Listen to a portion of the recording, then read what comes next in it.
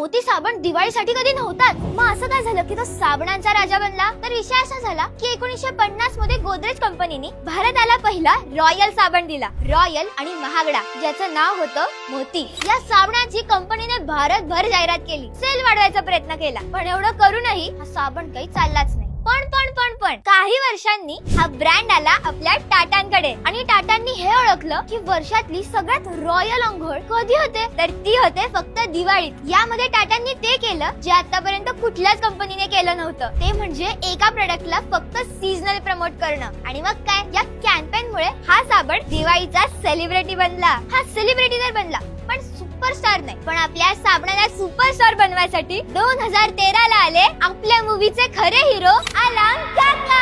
आणि मग आली आपली कल्ट लाईन, उठा उठा दिवाळी आली, मोती स्नानाची वेळ झाली. हा प्रमोटेड व्हिडिओ नाही हा.